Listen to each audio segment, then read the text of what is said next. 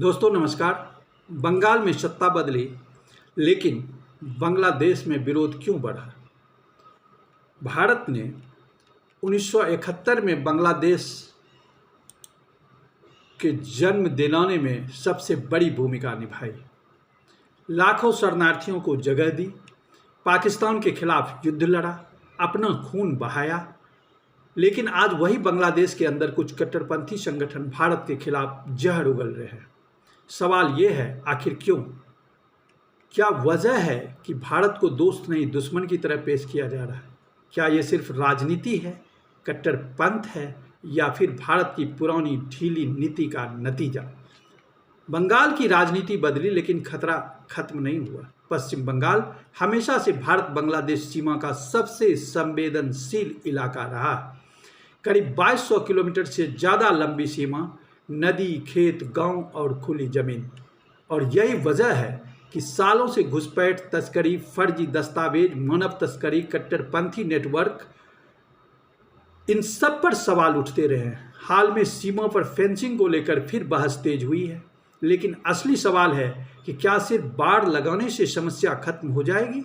क्योंकि समस्या सिर्फ सीमा की नहीं, सोच की भी है। बांग्लादेश में सत्ता परिवर्तन और नया माहौल आया है।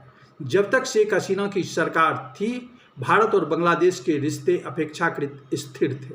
भारत को लगता था कि ढाका में ऐसी सरकार है जो कट्टरपंथ को पूरी तरह खुला मैदान नहीं देगा। लेकिन 2024 के बाद बांग्लादेश की राजनीति में भारी उथल पुथल हुई और नई अंतरिम व्यवस्था आई, और उसी के साथ आई कट्टर इस्लामिक संगठनों की तेज आवाज़। भारत के कई रणनीतिक विशेषज्ञों ने चेतावनी दी कि राजनीतिक अस्थिरता का फायदा चरमपंथी ताकतें उठाती हैं। भारत विरोध वहां क्यों होता है?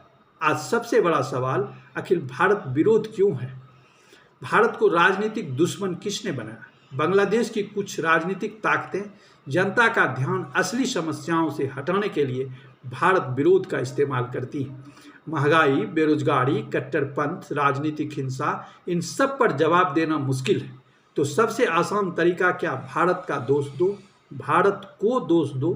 कट्टरपंथी संगठनों का उभार वहाँ का बताती हैं। रिपोर्ट्स बताती हैं कि कुछ इस्लामिक कट्टरपंथी समूह फिर से सक्रिय हुए हैं। इनका एजेंडा सिर्फ धर्म नहीं, राजनीतिक प्रभाव भी है। ऐसे संगठन हमेशा बाहरी दुश्मन बनाते हैं। भारत उनके लिए सबसे आसान निशाना है।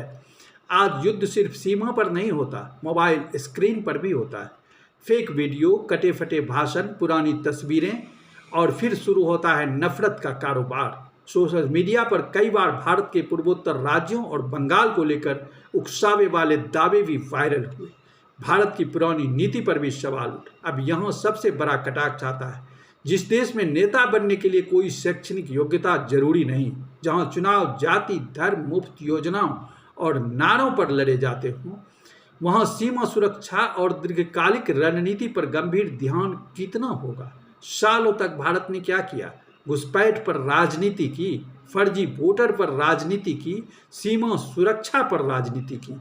केंद्र और राज्य एक दूसरे को दोष देते रहे, लेकिन सीमा से लोग आते रहे। किसी ने इस समस्या का जड़ से समाधान करने की कोई कोशिश नहीं की। भारत ने इंसानियत दिखाई, लेकिन सवाल यह है कि क्या इंसानियत का मतलब यह है कि कोई भी आए, अवैध तरीके से रहे, फर्जी दस्तावेज बनाए और फिर भारत के खिलाफ ही जहर फैलाए? कानून और करुणा दोनों साथ चल सकते हैं क्या? लेकिन कानून कमजोर होगा तो सिस्टम टूट जाएगा। सिस्टम ही टूटेगा, किसी दूसरे को नुकसान नहीं है। हाल में सुप्रीम कोर्ट ने कहा कि अवैध घुसपैठ को सीधे आतंकवाद नहीं कहा जा सकता, लेकिन दूसरी तरफ सुरक्षा एजेंसियां लगातार सीमा पर तस्करी और अवैध गतिविधियों की चेतावनी देती रही हैं। यानी मामला सिर्फ भावनाओं का नहीं, कानून, मानवाधिकार, राष्ट्रीय सुरक्षा, तीनों का संतुलन है। सबसे बड़ा खतरा हर बांग्लादेशी नहीं है, सबसे बड़ा खतरा है कट्टरपंथ। क्योंकि कट्टरपंथ किसी सीमा को नहीं मानता, वो धर्म का इस्तेमाल करके राजनीति करता है और राजनीति का इस्तेमाल करके समाज तोड़ता है। फेंसिंग, ड्रोन टेक्नोलॉजी, निगरानी, सीमा सुरक्षा को मजबूत करना, यह सब जरूरी है। अवैध नेटवर्क पर भी कार्रवाई जरूरी है। फर्जी दस्तावेज, गैंग, मानव तस्करी, राजनीतिक संरक्षण, सब पर कार्रवाई हो। भारत विरोध और मुस्लिम विरोध में फर्क। कट्टरपंथ का विरोध करो, लेकिन हर आम इंसान को दुश्मन मत बनाओ। यह भारत की ताकत है। वोट बैंक की राजनीति बंद होनी चाहिए। अगर सीमा सुरक्षा की जिम्मेदारी वोट बैंक से तय होगी तो नुकसान पूरे देश को होगा। वर्षों से जो सत्ता पश्चिम बंगाल में रही, शुरू के 34 वर्ष मार्क्सवादियों की सरकार रही, बाद के 15 वर्ष ममता बनर्जी की, सबने घुसपैठियों को अपना एक वोट बैंक के रूप में ट्रीट किया।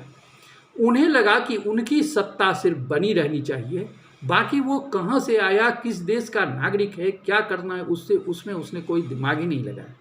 यहाँ तक कि वर्तमान केंद्र सरकार ने जब कोशिश की कि हम सीमा सुरक्षा को मजबूत करें, फेंसिंग करें, सीमा पर कुछ ऐसे बाड़ लगाएं जो घुसपैठ को कंट्रोल कर सके, उसमें भी कोई सहयोग ना दिया।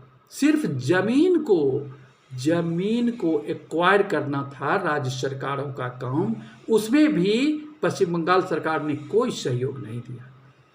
क्यों? उन्हें देश की नहीं, दल की, अपने दल की, अपने कुर्सी की चिंता थी।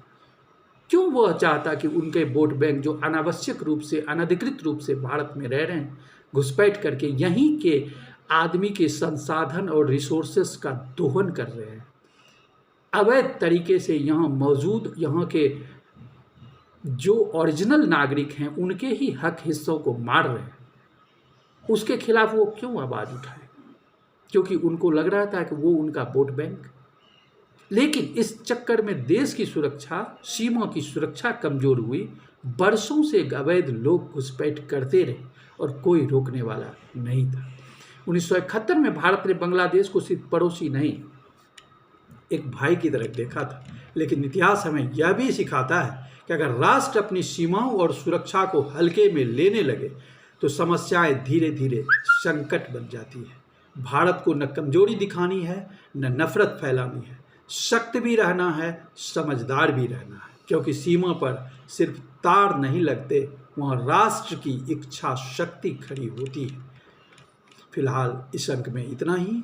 मिलते हैं अगले अंक में नए विषय के साथ। तब तक के लिए आज्ञा दीजिए। धन्यवाद।